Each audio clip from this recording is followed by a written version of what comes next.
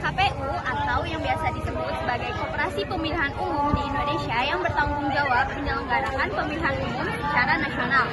KPU berperan sangat penting dalam menjaga demokrasi di Indonesia dengan memastikan pemilu itu berjalan dengan adil, jujur, dan demokratis.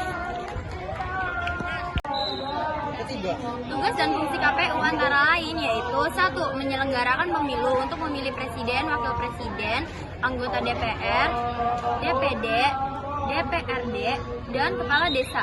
2. Menyusun dan menetapkan peraturan pemilu terkait tata cara pelaksanaan pemilu. 3. Menyusun daftar pemilih tetap atau DPT dan memastikan validitas data pemilih. 4. Mengelola logistik pemilu seperti surat suara dan kotak suara. 5. Mendaftar dan menverifikasi partai politik peserta pemilu. 6. Melakukan sosialisasi pemilu kepada masyarakat. 7. Menghitung dan menetapkan hasil pemilu secara transparan. Peran KPU dalam demokrasi yaitu KPU memerankan peran penting dalam menjaga kelangsungan sistem demokrasi di Indonesia dengan menjalani pemilu secara jujur dan adil. Bawaslu adalah lembaga negara yang bertugas untuk mengawasi penyelenggaraan pemilu di Indonesia. Bawaslu bertujuan untuk menjaga integrasi pemilu agar berlangsung secara jujur, adil, transparan, dan bebas dari kecurangan.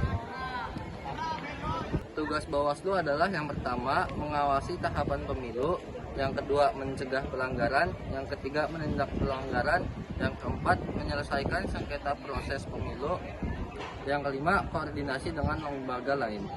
Fungsinya, mengawasi jalannya proses pemilu, melakukan upaya untuk mencegah pelanggaran pemilu, menangani dan memberikan sanksi terhadap pelanggaran yang terjadi, dan yang terakhir, menyelesaikan sengketa yang terjadi antara peserta pemilu.